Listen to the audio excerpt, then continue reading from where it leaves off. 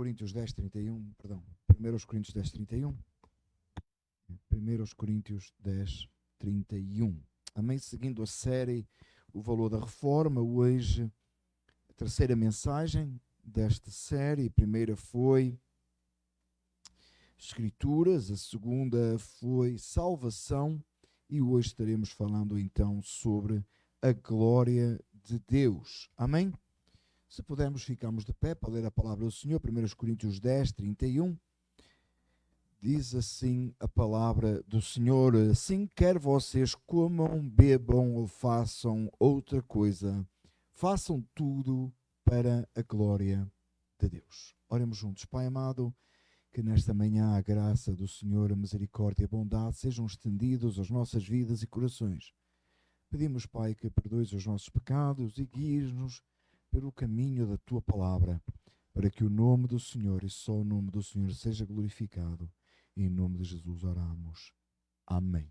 Irmãos, podem ficar sentados. Amém? A função principal da igreja é glorificar a Deus. Amém? E é uma coisa que nós trazemos da Reforma, aquela frase em latim tão conhecida, Soli Deo Glory, que significa que a glória deve ser dada somente ao Senhor. Uma das marcas da Reforma foi restaurar esse centro, essa centralidade da glória do Senhor na cruz. Até então, ela estava sendo tirada e estava passando essa glória do Senhor da cruz, sendo focada muitas vezes, a glória estava sendo focada na igreja, a própria instituição, e não em Cristo Jesus. Não que a igreja não tenha um valor muito importante na sociedade, no mundo, em nossas vidas, na manifestação de quem Deus é, mas a glória pertence a Cristo somente. Lamentavelmente, meus amados irmãos, nós vivemos um tempo hoje em que entre os evangélicos a glória de Deus passou, a glória de Deus passou, ou a glória da cruz passou de Deus para o homem. E é comum nós ouvirmos expressões que manifestam isso, como por exemplo um ênfase exagerado na pessoa que é salva e não no Deus que salva. Você vai notar muito isso nas pregações dos nossos dias. E muitas vezes até no meio reformado você vai encontrar isso muito evidente. Muito foco na pessoa que é salva e não no Deus que salva. Meus amados irmãos, Deus salva pecadores e nós somos gratos a Deus pela salvação, mas a glória pertence ao Senhor. Tudo o que Deus faz é para a glória do nome dEle. Se Deus um dia fizesse uma coisa para a nossa própria glória, ela não teria qualquer valor, porque nós não temos qualquer valor. Um dos importantes marcos da Reforma é que veio restaurar isso. E, amados irmãos, pense bem em certas expressões que normalmente são usadas, mesmo em nosso meio. Quando às vezes nós dizemos assim, e você já deve ter ouvido expressões assim do género: Deus levantou-se lá no céu para te atender. Cuidado com essas expressões. Cristo veio para morrer no meu lugar. Cuidado com essas expressões. Elas não estão erradas em si próprias, mas elas podem levar a um pensamento errado. É que de repente você é tão importante que é tudo por causa de si. E não é, meus amados irmãos, tudo acontece por causa de Deus. Nele existimos, nele vivemos. Para Ele seja a glória. Nada está no nosso controle. Como os irmãos já perceberam, hoje, desde ontem à noite, que eu e a minha esposa conseguimos perceber o quanto nós não temos controle sobre coisa alguma. A função principal da igreja é glorificar a Deus. Em meio a dor, a dificuldade, em meio a alegria, em meio a tristeza, mas seja o que for, Deus tem que ser glorificado em nosso meio. Nós temos, como igreja, nós temos falado já várias vezes aqui, e sempre que alguém chega de novo, ou que alguém se vai juntar à igreja, ou que alguém tem algum assunto para, ou alguma questão que chega a mim, eu sempre começo a falar com a pessoa sobre a salvação, e normalmente eu tento passar, os irmãos estão cansados de ouvir isso, sobre a cosmovisão cristã, a visão que nós precisamos ter do mundo. Como é que nós vemos o mundo? Com que lentes você vê o mundo? E sempre a gente faz isso, a gente tende a ver as coisas segundo um determinado prisma, aquele que você aprendeu, aquele que está na sua mente. Por isso que a palavra do Senhor lá em Romanos 12:2 diz para a gente renovar a nossa mente. Nós precisamos renovar a nossa mente, renovar com as Escrituras. Começar a ver as coisas com os olhos de Deus, com os olhos da Bíblia, com os olhos da palavra, com o filtro da palavra. Porquê que precisamos do filtro? Porque se você vir com os seus olhos naturais, você vai ver errado. causa da natureza pecaminosa que nós temos. Nós vamos ver as coisas erradas. Nós pensamos que estamos a ver certo, mas na verdade há uma destruição, porque o pecado destrói. Por isso, meus amados irmãos, que eu digo, quão bela é a criação, quão bonito é. Ontem de tarde, início da tarde, eu tirei, manhã ainda, início da tarde, tirei umas fotos na frente do IAR, não sei se vocês viram, pus no Instagram e no Facebook, flores bonitas na frente da nossa casa, e quão belas elas são. Eu gosto do outono, para mim o outono é fenomenal, bonito, lindo. Mas na verdade, meus amados irmãos, eu fico muitas vezes a pensar como é que Adão via essas coisas. Se nós com os olhos perturbados, destituídos por causa do pecado, porque afetou todas as áreas da nossa vida, eu fico a pensar como é que Adão viu, como é que era lá no início. Eu saí da porta de casa, na verdade, para tirar as fotos, e literalmente um passarinho azul, com alguma coisa no bico, maior do que o bico dele, parou do meu lado, em cima da grade.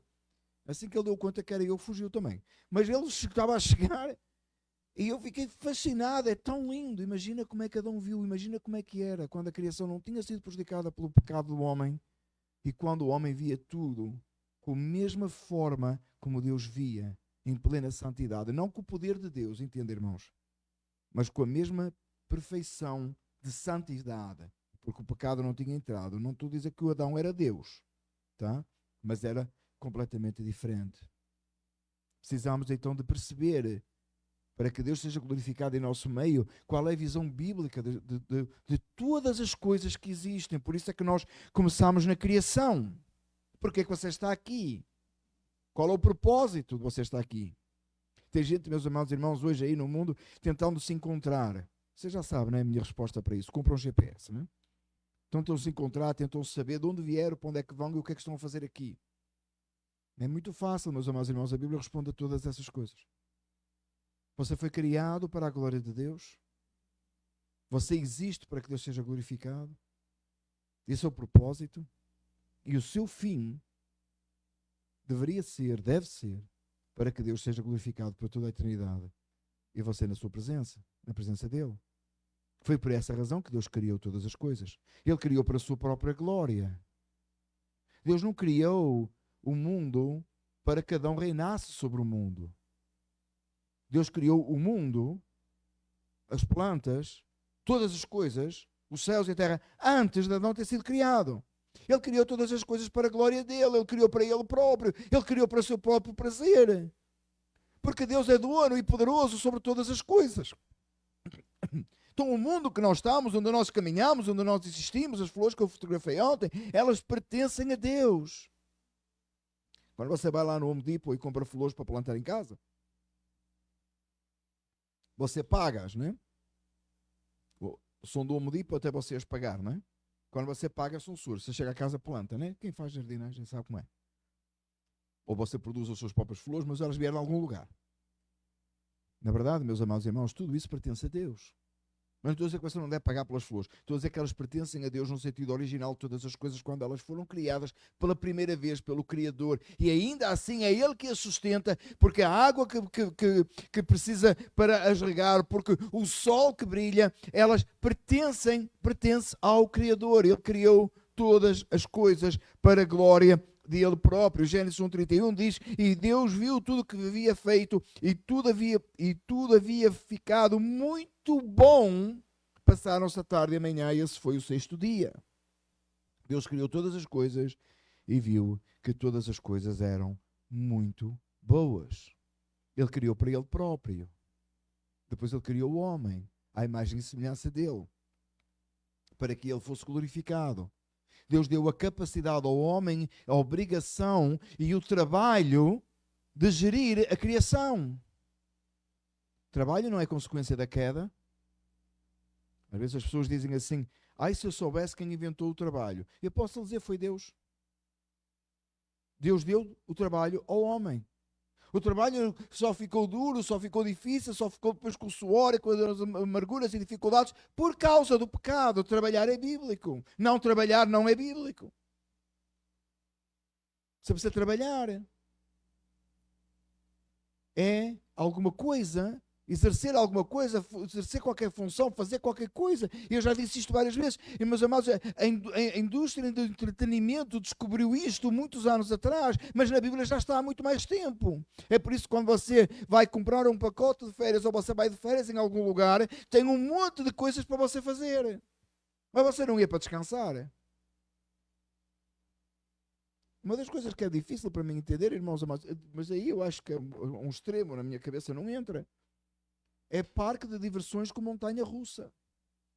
Você vai lá para apanhar um susto. Eu não vou. Eu posso fazer qualquer coisa na mesma.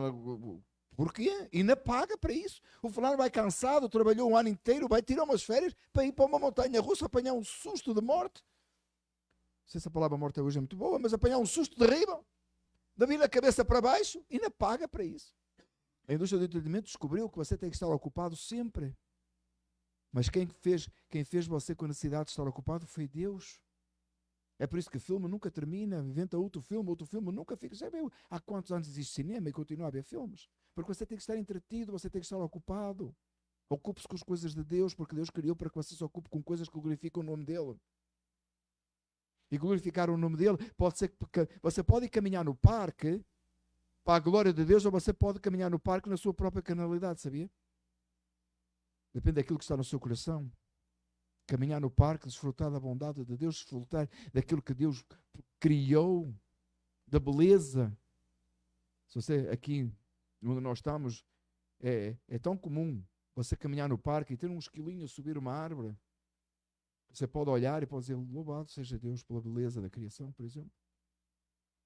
Comer uma refeição pode ser para a glória de Deus ou pode ser feito com gula. Você pode comer uma refeição fantástica, extraordinária, e dizer, Senhor, te agradeço pela bondade do Senhor neste alimento.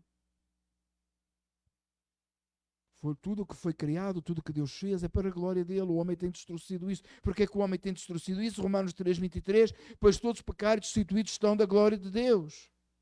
Esqueci de dizer, irmãos, desculpem, tenho o boletim que os irmãos já receberam, estão os textos aí, se os irmãos quiserem acompanhar, esqueci de dizer. Amém? Romanos 3:23, depois todos os pecados destituídos estão da glória de Deus. Fomos separados dessa glória, fomos incapacitados de viver para a glória de Deus por causa do nosso pecado. Por isso é que tem gente aí usando o mundo de Deus e vivendo de forma em oposição a Ele. E de certeza que você já se identificou com isso, com o que eu acabei de dizer agora. Antes de termos Cristo como Senhor e Salvador, e se você não tem Cristo ainda como Senhor e Salvador, você ainda está nesse patamar. De usar o mundo de Deus e as coisas de Deus para viver segundo os seus próprios conceitos, em oposição a Deus, ofendendo o Senhor, usando o que é dele. É como se alguém entrasse na sua casa, pegasse naquilo que você tem dentro da sua geladeira, do seu frigorífico, e rebentasse com tudo, destruísse tudo, e ainda cuspisse em sua cara. É isso que o pecado fez em nós. Chegámos no mundo de Deus, tratamos mal as coisas de Deus, destruímos as coisas de Deus e não cuspimos porque usamos as coisas de Deus em nosso próprio favor, sem dar glória ao Criador. Isso é pecado, isso é o que o pecado faz. E todos somos culpados disso, porque todos já o fizemos. E ainda hoje, por causa da nossa natureza pecaminosa, por vezes fazemos isso. Usamos coisas e não glorificamos a Deus com elas. Às vezes nem somos agradecidos. Às vezes oramos pelo alimento porque é uma desobriga, né? É quase uma desobriga. Você está obrigado a orar pela refeição, Senhor, obrigado pelo alimento. Mas na verdade o nosso coração nem é agradecido, que a gente depois olha e diz assim, até nem gosto do que vou comer. Não é verdade? Pergunta aos meus filhos quando é sopa. Não é assim? E nós também, irmãos, não é? Vou ali comer qualquer coisa porque tenho que andar rápido. E a gente não pensa que esse qualquer coisa é uma bênção que Deus deu. É o favor divino. A gente não merece nada. Temos agido erradamente contra o Senhor. Isso é o que o pecado faz. Por isso é que nós fomos destituídos dessa glória. Se você foi criado para a glória de Deus, se você foi criado para Deus e deixou de viver para a glória de Deus, qual é a razão de Deus te manter? Eu, anos atrás, estava a falar com os jovens da nossa igreja sobre isso mesmo. E dei o exemplo que eu costumo dar sempre, que os irmãos já estão cansados de ouvir, né? Que é o micro-ondas. Né? Eu sei que eu dou sempre os mesmos exemplos, mas porque ficam na minha cabeça, né? Você comprou um micro-ondas para aquecer a comida, você pôs lá em casa, o micro-ondas deixou de funcionar. O que é que você faz com o micro-ondas? Joga fora. Porque o micro-ondas só serve para isso, não é para aquecer comida, né? O micro-ondas não foi uma coisa, você já reparou que não funciona muito bem? Tem lá um botãozinho que diz pizza. Carrega lá e vê se aparece pizza dentro. Não aparece para não? Não funciona. Né? Está variado. Não, aquilo é para aquecer comida, irmãos. Só tem os diferentes botões para aquecer diferentes coisas. Aliás, ninguém põe pizza no micro-ondas também, né? Na verdade, isso é no forninho. Eu já fiz, mas está errado. Aqueles botõezinhos, né? Popcorn. Tenta pôr lá popcorn. Tenta não pôr lá o popcorn ou a milho a ver se aparece popcorn. Não aparece. Funciona para nada, só funciona para aquecer. No dia que ele deixar de aquecer, ela deixa de funcionar, você vai jogar fora porque não presta mais. Se não tiver garantia, você joga fora. No dia que você pecou contra Deus pela primeira vez, você não sabe quando foi, você nem lembra quando foi. Você era tão criança, você não lembra. No primeiro dia que você pecou contra Deus, você deixou de servir para a glória de Deus. Deus tinha todo o direito de te pôr no lixo, de te pôr fora, de te lançar no inferno. Você deixou de prestar. Você não cumpria mais o propósito de Deus ter criado. Uma vez contei isto nos jovens e um deles disse-me assim: não, na verdade eu não uso o micro-ondas para aquecer a comida, eu uso o micro-ondas para guardar a comida. Estragou o meu exemplo. Eu disse: eu não sei como é que tu funciona na tua casa, mas na minha casa não é para storage de comida. Eu penso que a mãe deixava a comida lá para ele aquecer mais tarde e ele achou que aquilo era um storage, né? Ele achou que aquilo era só para guardar. Meus amados irmãos, na hora que nós pecamos contra Deus, fomos destituídos da glória de Deus, não servimos para mais nada. Sabe o que é que Deus fez? Você sabe o que Deus fez. João 14,16. Respondeu-lhe Jesus: eu sou o caminho, a verdade e a vida. Ninguém vem ao Pai a não ser por mim. Sabe o que Deus fez? Enviou o seu Filho para morrer em seu lugar, com o objetivo principal e máximo, quase único, de que lhe fosse dada a possibilidade de viver para a glória de Deus. Deixe-me dizer, meus amados irmãos, a igreja tem esquecido isto. A igreja dos nossos dias, de uma forma geral, e estou a falar mesmo entre os reformados, irmãos, tem esquecido do solo Deo Glória. Tem abandonado este princípio fundamental das Escrituras, de que Cristo morreu no lugar de pecadores, para que esses pecadores pudessem viver para a glória de Deus. Voltando ao exemplo dos eletrodomésticos, eu lembro uma altura que nós tínhamos um fogão e o pilotozinho deixou de trabalhar, deixou de ligar, deixou de aquecer, não servia para nada. Aí a gente chamou o técnico, veio lá à casa, ele olhou para o fogão e de ele olhar para o fogão, porque os olhos dele são especiais, eu penso que nos custou $200. Porque os olhos do técnico é muito especial, não é? Ele olhou, aí ele disse-me assim, foi bondoso comigo e disse assim, olha, tu compras o Pilot ali e tu montas, porque se eu vier voltar outra vez para te montar o Pilot, vai-te custar não sei quanto era já. E o Pilot custava acho que $30, né? Coisa assim. Aí eu desmontei aquilo, minha esposa deu-me um voto de confiança e permissão para que eu fizesse isso, né? Como os irmãos sabem, não sou muito handyman, mas desmontei lá o Pilot partiu por junto, tirei uma foto, consegui comprar online, o Pilot veio e eu liguei o Pilot lá. Aconteceu depois mais tarde, eu fui com o Pedro na casa dos meus sogros e aí eu já não chamei o técnico porque os olhos dele, os $200, eu consegui olhar com os meus de graça. Então eu olhei e fiz a mesma coisa. É o Pilot, comprei o Pilot, pus o Pilot, aí o Pedro ajudou-me na altura a descobrir onde é que o Pilot encaixava e a gente pôs o Pilot lá, ficou a funcionar. O que é que isto tem a ver com a pregação? Tudo. Eu já vou explicar. O fogão deixou de funcionar, não valia a pena, não precisava ter forno lá só para fazer feitio. Não dava nem para história de comida como o nosso irmãozinho lá fazia. Mas não dava para nada. Mas na hora que o Pilot foi posto de novo, ele passou a funcionar, ele serviu, ele ficou. Esse fogão existe até hoje, na verdade. Ficou. Já dá outra vez. Na hora que Cristo veio e morreu pelos seus pecados, foi-lhe restituída a possibilidade de você voltar a fazer aquilo para o que você foi chamado. Mas sabe qual é o problema, irmãos? É que às vezes a gente deixa o forno desligado. Agora o forno trabalha. Agora você já pode viver para a glória de Deus. Então não pare de trabalhar para a glória de Deus. Não pare de viver para a glória de Deus. Porquê é que a gente haveria de desligar o forno se ele foi restaurado por Cristo? Porquê é que nós haveríamos de deixar de fazer a vontade do Senhor se Ele nos deu a capacidade de o fazermos? Para que voltarmos aos nossos pecados? Para que voltarmos atrás? Meus amados irmãos, a semana passada falámos sobre salvação e o valor máximo tão importante da salvação. Vamos pô-la em prática agora. Você foi salvo com um propósito que não é você, vai acima de si. Por que é que nós haveríamos de reduzir a salvação? Se eu reduzir a salvação a mim próprio, não serve de nada, não impacta ninguém, não faz nada. Porque eu não mereço nada. Eu não sou ninguém. Aliás, quando eu olho para tão grande salvação, é a única conclusão que eu posso chegar: eu não presto. Eu não sirvo para nada. Sou miserável, inútil. Eu não estou a dizer isto por uma falsa humildade ou porque quero mostrar muita piedade. Não é, meus amados irmãos, é a realidade, é a realidade. A gente sabe que não presta, você sabe que não presta. Na hora que você peca, você percebe que não vale nada. A não ser que você não tenha o Espírito Santo. A não ser que você não seja salvo. Você sabe isso. Você diz: Senhor, como é que eu pude outra vez pecar contra o Senhor? Você percebe que não vale nada.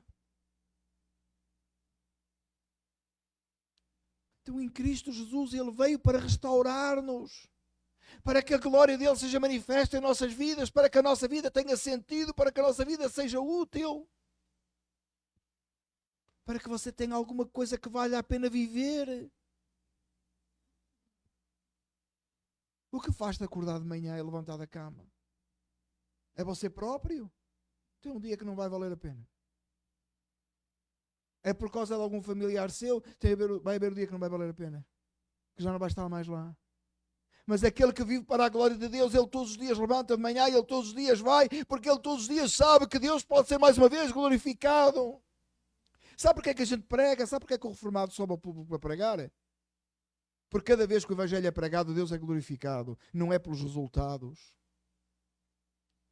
Às vezes eu fico até com pena daqueles irmãos que focam nos resultados, de verdade. Eu falei irmãos, não? Eu falei irmãos. Às vezes o irmão fica tão focado nos resultados. Meu tempo de inicial de pregar, eu ficava sempre a avaliar os resultados, na sala, pelo menos. O irmão falou amém, amém. À medida que os améns, não é? Depois a gente tem aquela tendência, irmãos. Quem confessa os pecados e deixa, alcança misericórdia, amém? A gente fica a ver qual é a frase que deu mais amém, não é? E a gente começa a decorar, começa a repetir. É uma tendência, irmãos. Feia. E havia aquelas frases-chave e eu comecei a repetir, começava a dar amém. Até que um dia Deus despertou o meu coração. Eu comecei a pensar: o que é que Deus está a dizer do que eu digo que Ele diz? Em vez de eu estar preocupado com o que é que as pessoas diziam, eu comecei-me a preocupar: o que é que Deus está a achar do que eu estou a pregar? E a partir daquele dia os améns caíram drasticamente no meio da congregação. E eu comecei a ir para casa muito mais abençoado, muito mais confortado pelo Espírito Santo. Isto foi há muitos anos atrás. Muitos, muitos anos atrás. Sei, tem uns quase 20, pai 17, 18 anos atrás. Eu comecei a perceber que Deus estava a ser muito mais glorificado. E comecei a perceber que o propósito da pregação era que Deus dissesse amém à mensagem e não o povo dizer amém. Tenha a liberdade de dizer amém, tenha a liberdade da glória a Deus. Não estou a dizer para não fazer, só estou a dizer que é muito mais importante é quando Deus é glorificado. É por isso que a gente consegue pregar aos perdidos, até àqueles que não se arrependem, até àqueles que não voltam, até àqueles que não vêm a Cristo. A gente consegue, porque a gente sabe, cada vez que a gente prega, cada vez que a gente fala de Cristo, Deus é glorificado nos céus. Esse é o propósito principal. A igreja alcançou o seu propósito quando Deus é glorificado. Meus amados irmãos, a função principal da igreja não é pregar aos perdidos, não é a grande comissão. É glorificar a Deus. Se Deus não tivesse glorificado na grande comissão, se Deus não é glorificado quando você sai para pregar a alguém, não saia. Se Deus não é glorificado se no final do dia, quando você vai pôr a cabeça no travesseiro para dormir outra vez, Deus não foi glorificado naquele dia, você perdeu o seu tempo, você devia ter dormido todo o dia. Aliás, você fazia um favor a Deus se dormisse todo o dia. Porque se nós vivemos para a glória de Deus e você acordou de manhã e deitou à noite, Deus não foi glorificado naquele dia, você perdeu o seu dia, você perdeu a sua oportunidade, você devia ter dormido todo o dia. Você foi um prejuízo para o Evangelho. Porque Deus, quando Deus salvou a sua alma, foi para você glorificar, foi para você bendizer o nome dEle, foi para você viver em santidade, foi para você manifestar a glória dEle, foi para você fazer a vontade do Senhor, foi para você o exaltar. Se isso não aconteceu, você perdeu o seu dia. São 9h40 da manhã, 9h43 da manhã. Você já viveu neste dia 9 horas e 43 minutos, você está aqui no East Coast. Quem está nesta sala já viveu 9 horas e 43 minutos esta manhã. Quanto desse tempo você viveu para a glória de Deus? Quanto é que você pensou em glorificar a Deus? Você tomou café da manhã, você tomou para a glória de Deus, você tomou em santidade, você tomou para bendizer o nome do Senhor? Você veio para a casa do Senhor com o desejo de glorificar, exaltar a Deus? Ou você veio porque você é obrigado a vir ao domingo de manhã, porque é a coisa certa a fazer? O que é eternidade? O que é que te importa na eternidade? Apocalipse 7:9 diz assim: depois disso olhei e diante de mim estava uma grande multidão que ninguém podia contar, de todas as nações, tribos, povos e línguas, em pé diante do trono e do Cordeiro, com vestes brancas e segurando palmas, e clamavam em alta voz: a salvação pertence ao nosso Deus que se assenta no trono e ao Cordeiro. O que é que você pensa que o céu é? Ainda que o texto aqui esteja a falar daqueles que vieram da grande tribulação, e depende de onde você se posiciona escatologicamente, é você ou não, eu entendo que seja eu.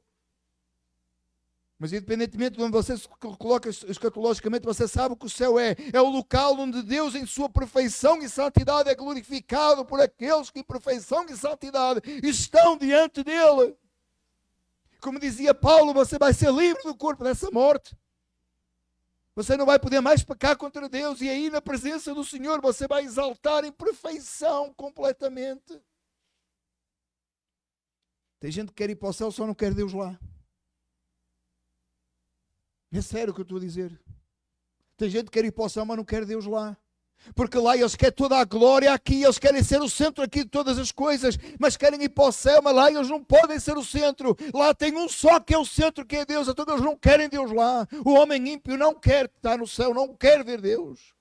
Não quer Deus no centro. E se você caminha para o céu, você quer que Deus seja o centro da sua vida aqui. O que é mais importante na sua vida aqui? O que é o foco do seu ser? É glorificar o nome do Senhor e exaltá-lo para sempre? Então você tem lugar no céu. Quer viver uma vida toda aqui como você quer e dizer que no céu é que importa? Qual é o foco principal do seu ser aqui? Qual é o seu anseio principal? Se não for uma coisa que tem na eternidade, então o seu coração não está lá. No céu só tem Cristo, só tem Deus, só tem a glória, só tem a exaltação do Cordeiro. Se o seu prazer principal, o seu foco principal da sua vida é a sua carreira, no céu você não faz falta. E também se você fosse para lá não ia gostar, está lá. Você não vai, mas se você gostar, se você quisesse, também não tinha nada lá para satisfazer. Se o principal objetivo da sua vida é a sua casa, você não vai ter a sua casa no céu. E por muito que você goste da sua casa aqui, e seja bíblico tomar conta da sua casa, e seja bíblico tomar conta do seu trabalho, que eu falei agora, se não for feito para a glória de Deus, você não tem lugar lá, e você lá nem ia gostar de estar. Se a sua preocupação principal na sua vida, nesta terra, é a sua família, você não tem lugar no céu. E quão bíblico é, mas não é bíblico cuidar da família? É claro que é. É bíblico cuidar da família para que Deus seja exaltado nisso e glorificado nisso. É por isso que nós cuidamos da nossa família, é por isso que nós cuidamos da casa do Senhor, é por isso que nós fazemos todas as coisas, é por isso que vamos trabalhar para que Deus seja glorificado numa vida reta e piedosa diante dEle. Então o objetivo maior está acima de nós, é a glória de Deus, a exaltação de Deus, é glorificar o Senhor. Oh, então tem lugar no céu. Porque eu não preciso de casa para que Deus seja glorificado, porque eu não preciso de coisa alguma para que Deus seja glorificado, eu preciso unicamente dEle. E no céu é onde Ele está. É claro, meus amados irmãos, que nós queremos ver a nossa família lá, nós queremos ver os nossos amigos e queridos lá. É claro, eu não estou a dizer o contrário. Mas entenda, meu amado irmão, a melhor coisa que você pode fazer para ganhar o seu familiar, o seu amigo, o seu cônjuge até, é você viver uma vida santa e piedosa para a glória de Deus. É viver uma vida santa e piedosa para a glória de Deus. Mas você está a pensar assim, mas o meu cônjuge quer que eu seja o melhor cônjuge? Eu tenho que me dedicar mais ao meu cônjuge? Meu amado irmão, tem. Mas você só poderá ser o melhor cônjuge se você viver mais para a glória de Deus. Entende isso? A melhor coisa que eu posso fazer pela minha esposa, pelos meus filhos, é ser piedoso e reto diante do Senhor, viver para a glória de Deus. Eu serei o melhor pai, eu serei o melhor marido. A minha esposa diz, amém. Que assim seja. Eu serei o melhor pastor se eu viver mais para a glória de Deus. E agora a congregação toda diz, amém, que assim seja. Ajuda-nos, ó Deus. Que Ele faça isso mesmo. E é assim mesmo, irmãos. Viver para a glória de Deus, viver com o foco em Cristo. Foi por isso que Cristo veio, meus amados irmãos, para redimir para si mesmo, diz a Escritura, um povo seu, zeloso de boas obras. Não, não é você o centro da sua salvação. Cristo é, a glória do Senhor é. Dá para perceber o texto? Para remir para si mesmo um povo dele, zeloso de boas obras. Quantas vezes está Deus nesta frase? Neste versículo? Como é que nós podemos substituir e colocar o homem? É por causa de mim, é para mim, é para mim. Você sabe de onde é que vem a teologia da prosperidade? Você é que o fulano acordou de manhã, bateu com a cabeça num sítio qualquer, inventou a teologia da prosperidade? Ela veio de um desfazamento da pregação do Evangelho da Cruz. O Kenny Hagin, que foi lá o pai da teologia da prosperidade, não começou nele, irmãos. É claro que ele foi um grande influenciador, é claro que o pecado dele contra Deus e toda o que veio daí por aí abaixo tem sido terrível. Mas na verdade, meus amados irmãos, começou muito antes. Começou quando a igreja deixou de pregar Cristo. Na cruz, sendo exaltado e glorificado o Senhor na salvação de pecadores. Quando deixou de anunciar que o Evangelho não é por causa de si, é por causa de Deus. Foi aí que começou o problema. Tanto que pregar em cima, focado na pessoa. Venha Jesus, Jesus vai fazer o melhor por ti. Você tem algum problema, vem para Jesus, Jesus vai resolver a tua vida. Vem para Jesus, vai estar um carro, vai estar uma casa, vai estar não sei o quê. Jesus disse aos seus discípulos, aquele que deixar tudo e me segue terá muito mais nesta vida, e ainda mais a vida eterna. E nenhum deles teve casa na praia. Nenhum deles andou de carro zero. Também não tinha na altura. Todos eles morreram por causa do Evangelho. Todos eles tiveram muito mais nesta terra do que aquilo que poderiam pensar, que foi ter a possibilidade de viver uma vida para a glória de Deus. Você entende isso? Todos foram martirizados, menos João, não é? O João foi o único que não morreu mártir, não é? Não foi lá lançado, foi lá no coisa, depois foi lançado lá, enviado lá para a Ilha de Patmos, isolado e tal. Exilado. Mas todos eles viveram para a glória de Deus. A frase última de Paulo: combati o bom combate, acabei a carreira, guardei a fé. A coroa de justiça me está preparada. O homem caiu nesta terra, segundo a história, cabeça para um lado, corpo para o outro. Segundo a história, foi decapitado. Na hora que aquele corpo tombou, os céus se abriram e ele entrou na glória. Isso é que é viver para a glória de Deus. Isso é que é viver para a glória de Deus. Se a igreja tem pregado o Evangelho durante estes, nem que fosse estes últimos 500 anos após a reforma, a igreja tem pregado o Evangelho, este Evangelho da Bíblia. Não esse inventado aí que Jesus vai fazer tudo por ti. Mas um que mostra que a morte e a ressurreição do Senhor traz vida e vida eterna, traz glória em nome do Senhor e dá ao povo a capacidade de servir a Deus e viver uma vida inteira para Ele. Uma vida perfeita, satisfeita. Porque é que tem crente perturbado, deprimido, aborrecido, zangado, triste? Porque não entendeu que a vida dele foi feita, ela não prestava e agora Deus restaurou e deu a possibilidade de viver para a glória dele. Tem crente triste, desanimado. Desanimado de quê? Ele não merecia nada, ele tem tudo, ele tem vida eterna, ele tem a possibilidade de viver para a glória de Deus. Está desanimado de quê? Não suporto mais isso, irmãos. Eu não suporto mais isso. Viva para a glória de Deus, irmãos. Viva para Deus. Você tem tudo o que precisa. Não, você não tem nada do que merece. Você merecia o inferno. Você tem tudo o que precisa. Você tem a capacidade, por causa de Cristo, de viver uma vida para a glória de Deus.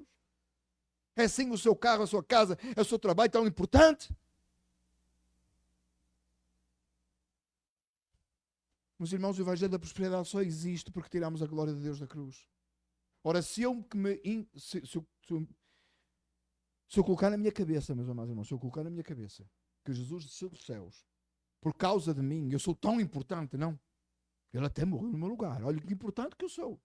Porquê é que eu não hei de ter o carro do ano? Não o Cybertruck, por isso. Mas porquê é que eu não hei de ter o carro do ano? Porquê é que eu não hei de ter o melhor carro do mundo? Porquê é que eu não hei de ter a melhor casa do meu bairro? Porquê é que eu não hei de ter o melhor sucesso no meu trabalho? Oh, ele morreu até no meu lugar. Agora, se eu olhar para a cruz e disser assim, ele, o Santo de Deus, veio, tomou o meu lugar e me deu a capacidade de eu viver para a glória de Deus, eu não olho para nada, a não ser para Cristo, e eu viverei para a glória de Deus satisfeito. Com uma satisfação tal que bem algum desta terra não me pode dar. O Evangelho da Prosperidade não começou quando alguém começou a declarar, receba em nome de Jesus. Não começou aí. O Evangelho da Prosperidade começou quando nós tiramos a glória de Deus da cruz e pusemos a glória do homem. E pusemos o homem a viver no lugar de Deus. Foi aí que nós destituímos, foi aí que abrimos a porta. Estou a dizer, nós como igreja, não na nossa era, na geração anterior. É tempo de restaurarmos, é tempo de reforma, é tempo de voltarmos às Escrituras, é tempo de percebermos o que a cruz significa, é tempo de pormos a glória de Deus no lugar dela. E é nós, Igreja de Cristo, que nos cabe isso. A Ele seja dada a glória. 1 Coríntios 10, 31, assim quer vocês comam, bebam ou façam qualquer outra coisa, façam tudo para a glória de Deus. Viva para a glória de Deus em todos os lugares, em todo momento, em todo instante. Vai comer, coma para a glória de Deus. Vai beber, beba para a glória de Deus.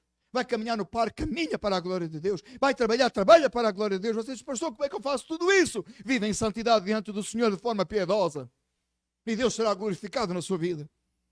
E você experimentará uma satisfação tão grande, a qual você nunca experimentou antes. Você será satisfeito completamente em Cristo. Tem até um hino que diz, estou satisfeito em Cristo. Que eu não vou cantar porque também nem sei a letra e os irmãos agradecem que eu não sei. Senão ia ficar feio. Estou satisfeito em Cristo, irmãos. É isso que a gente precisa. Uma igreja satisfeita em Cristo, um povo que se alegra no Senhor, um povo que regozija o Senhor, que glorifica a Deus. Aleluia, glória ao nome do Senhor. O pastor R.C. Sproul dizia assim, um homem de Deus piedoso, usava uma frase que veio do latim, também veio da Reforma, que é coram Deo. Coram Deo é uma frase que nós temos colocado em muitos lugares e ouvimos muitas vezes, e significa isto, viver coram Deo.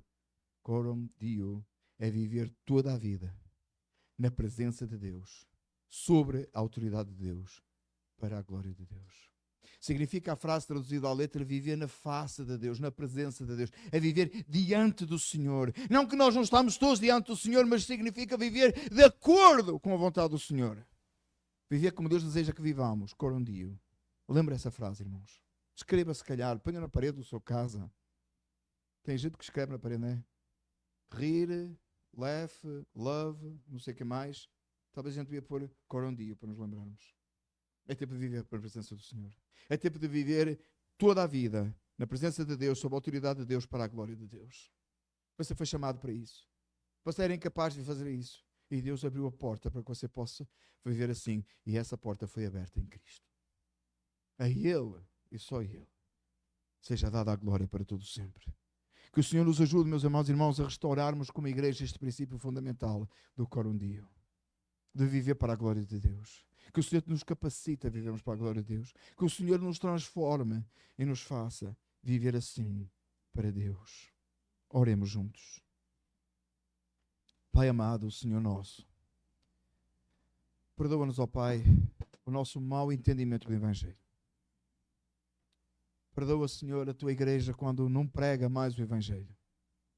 Quando coloca a glória do homem no lugar da glória, da tua glória na cruz, na salvação de pecadores. Ajuda-nos, ó Pai, a viver inteiramente toda a nossa vida diante do Senhor, para a glória do Senhor. Limpa os nossos pecados, purifica-nos e santifica-nos. Ó Senhor, e só ao Senhor daremos a glória, hoje e para todo sempre. Em nome de Jesus. Amém. Então, que a graça do nosso Senhor Jesus Cristo, a comunhão do Espírito Santo, seja com todos nós. E todos dizem amém. Nós podem ficar sentados, amém?